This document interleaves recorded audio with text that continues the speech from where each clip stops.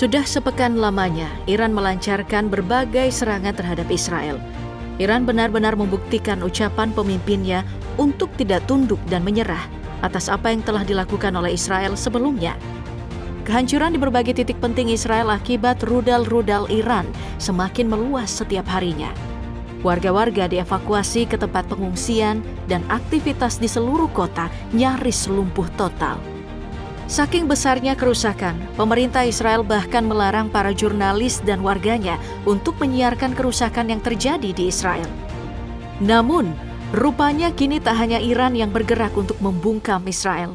Terdapat kelompok-kelompok perlawanan lainnya yang selama ini berdiri bersama Iran, bergabung untuk menggempur negara yang dipimpin oleh Netanyahu tersebut.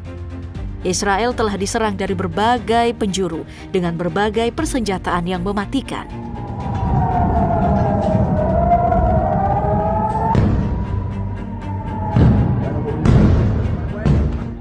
Serangan rudal Iran pada hari kemarin menghantam banyak fasilitas penting. Salah satunya adalah lokasi dari Bursa Efek Tel Aviv atau TAIS. Setelah serangan tersebut, dikabarkan bursa saham Israel ikut mengalami kerusakan yang cukup parah. Apa yang dilakukan oleh Iran dengan menargetkan TAIS tampaknya sebagai bukti bahwa Iran bisa menghancurkan Israel dari berbagai sisi, termasuk bursa efek yang mengacu pada simbol keuangan suatu negara.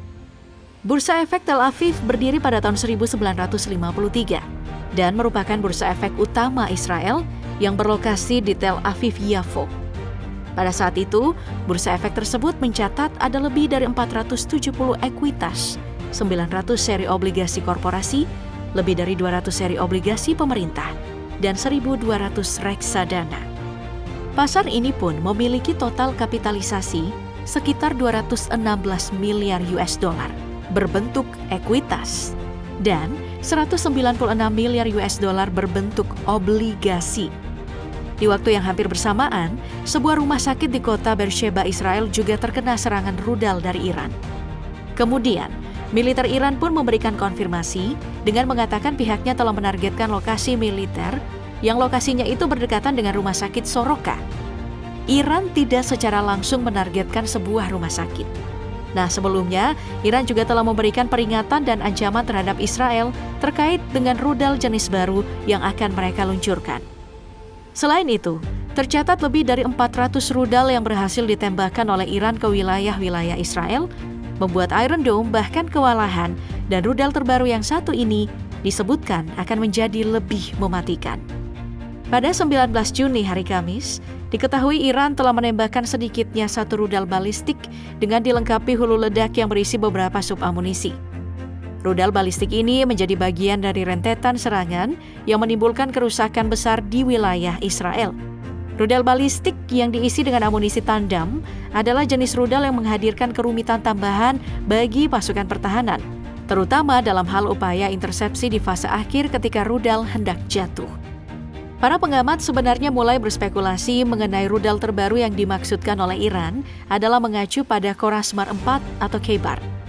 Debut tempur potensial dari rudal Khorramshahr 4 atau Khaybar adalah sesuatu yang telah diwaspadai oleh banyak para ahli karena dinilai sebagai salah satu rudal balistik jarak jauh paling canggih dan menjanjikan dalam inventaris Iran. Rudal ini memiliki banyak keunggulan, seperti jangkauan yang mencapai 2.000 km, mampu membawa hulu ledak seberat 1.500 kg, dan diklaim memiliki sistem pemandu eksoatmosfer, memungkinkan tingkat akurasi tinggi mencapai 30 meter tanpa menggunakan pemandu terminal. Kemampuan pemandu eksoatmosfer ini pun diklaim bisa membuat rudal mampu menghindari intersepsi dari sistem pertahanan musuh.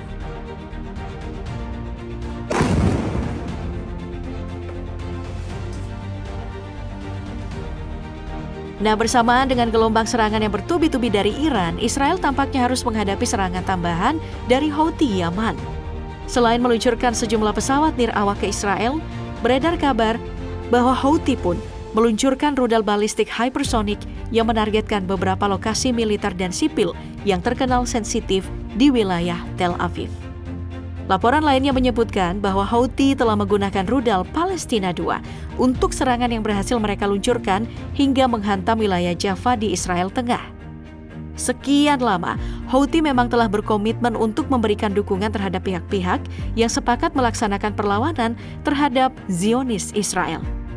Para pemimpin Houthi pun telah bersumpah untuk memberikan dukungan penuh kepada Iran, memperingatkan bahwa agresi Israel ini sangat berbahaya dan karenanya mereka harus bersatu untuk melawannya.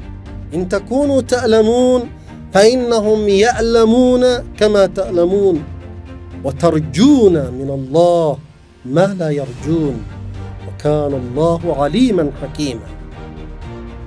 Selain itu, isu lainnya yang saat ini tengah merebak adalah mengenai percobaan serangan yang dilakukan oleh Israel kepada Houthi Yaman dengan menargetkan kepala militer Mohammad Gamari.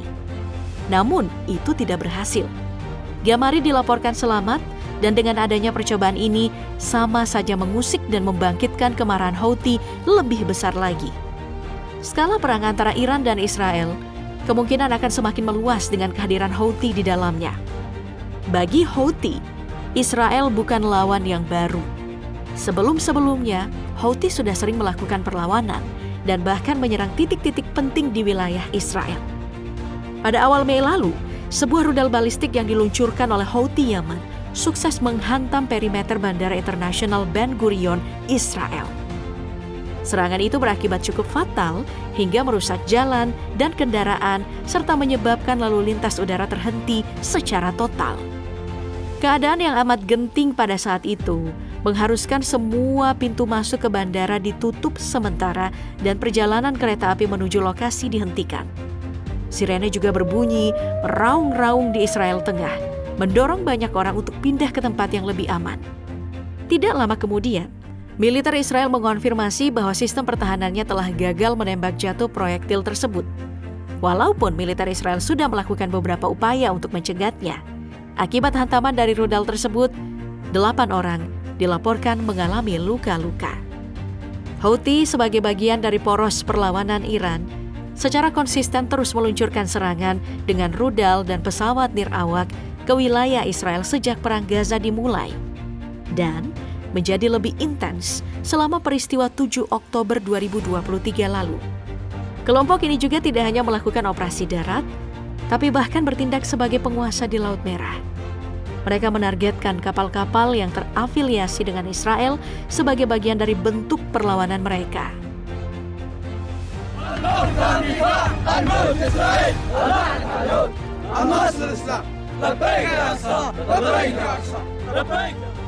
Baru-baru ini, Hamas menyatakan mengenai situasi yang sedang terjadi antara Iran dengan Israel.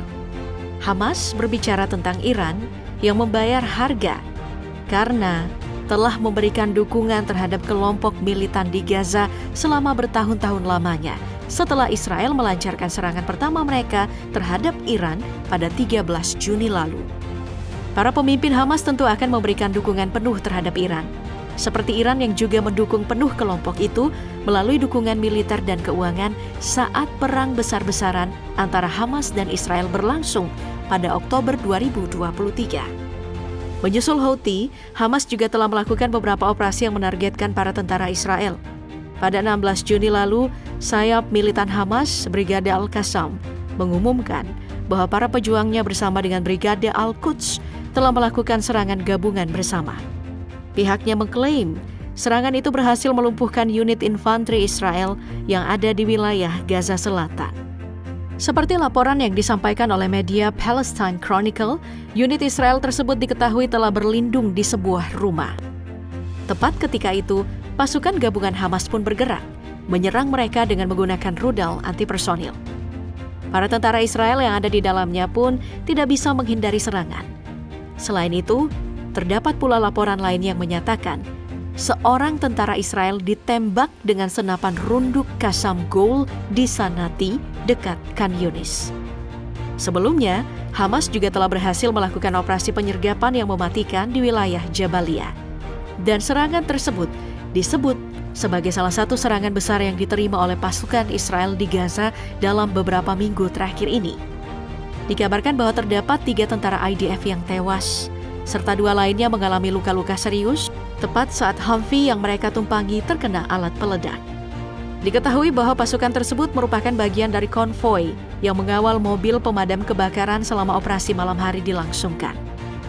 Sesaat setelah serangan dilakukan, Hamas pun mengklaim bahwa pada saat itu, helikopter bantuan Israel telah gagal mengevakuasi korban luka karena adanya ancaman rudal. Tak berselang lama, IDF mengonfirmasi adanya kematian para tentara tersebut. Atas berhasilnya serangan-serangan yang dilakukan oleh Hamas, menambah deretan panjang korban tentara Israel yang tewas yang kini mencapai 432 orang.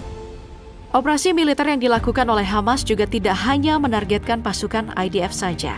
Hamas juga menyasar kendaraan yang dimiliki oleh para Zionis dengan memanfaatkan bahan peledak yang sebelumnya telah dimodifikasi. Beberapa waktu sebelumnya, Brigade Al-Quds telah melakukan penyergapan terhadap tentara Israel di lingkungan Sujaya di sebelah timur kota Gaza, menunjukkan unit teknik brigade menggabungkan bom yang ditinggalkan pendudukan dengan alat peledak Tokib. Pada saat itu, terdapat 2 mobil yang isinya tentara IDF akhirnya mengalami kehancuran. Hampir mirip dengan Houthi yang telah lama berhadapan dengan Israel, tampaknya Hamas pun memiliki segudang cara untuk menargetkan berbagai sisi penting yang dimiliki oleh negara itu. Dengan banyaknya pengalaman yang dimiliki oleh Hamas, menjadikan mereka mampu membaca situasi dengan lebih cepat, sembari memikirkan strategi apa yang tepat untuk menyerang Israel.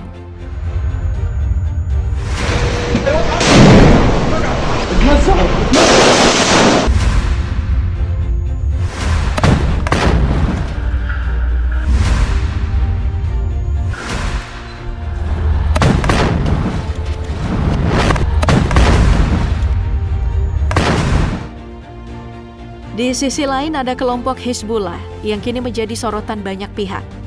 Mereka bertanya-tanya, akankah Hizbullah ikut terjun, menyusul Houthi dan Hamas untuk melakukan perlawanan secara langsung terhadap Israel? Tampaknya walaupun sudah jelas bahwa Hizbullah berdiri di pihak siapa, akan tetapi adanya intervensi diplomatik dari Amerika Serikat dan Prancis, serta tuntutan dari Lav, telah membuat Hizbullah berusaha berhati-hati dalam mengambil langkah. Ini sama saja dengan mempertaruhkan Lebanon. Konfrontasi militer dari Israel yang didukung Amerika Serikat terhadap negara itu bisa saja kembali terjadi dan mungkin lebih besar dibandingkan sebelumnya. Namun, walaupun Hizbullah masih belum melakukan pergerakan, akan tetapi mereka disebutkan tengah merencanakan sesuatu yang besar. Di dalam senyap, Hizbullah telah dipersiapkan untuk menguasai wilayah pendudukan di Israel jika Iran nantinya berhasil menyerang lebih dalam. Informasi ini memang belum sepenuhnya dapat divalidasi, tapi masuk akal jika memang benar demikian. Di sisi lain, di tengah-tengah situasi yang semakin memanas, publik juga mengangkat fakta mengenai bantuan yang diberikan oleh Hizbullah kepada keluarga-keluarga yang terdampak di Lebanon setelah invasi Lebanon yang terjadi pada tahun 2006 silam. Lebih detailnya, Hizbullah mendistribusikan dimulai dari 10.000 sampai 12.000 dolar untuk setiap keluarga. Selain itu, Jihad Al-Bina milik Hizbullah juga membangun kembali rumah-rumah yang rusak dan memulihkan infrastruktur penting yang terdapat di Lebanon. Mengapa fakta ini diangkat? Rupanya, ini berkaitan dengan bantuan yang diberikan oleh Israel kepada warganya pada saat ini, ketika rumah-rumah mereka mengalami kerusakan dan aktivitas sehari-hari mereka tidak dapat dilakukan. Pemerintah Israel dilaporkan hanya memberikan 500 shekel atau setara dengan 143 dolar kepada warga Israel yang rumahnya mengalami kerusakan akibat serangan Iran. Hal ini pun memicu kekecewaan publik terhadap militer Israel, sebab perbandingannya yang sangat jauh.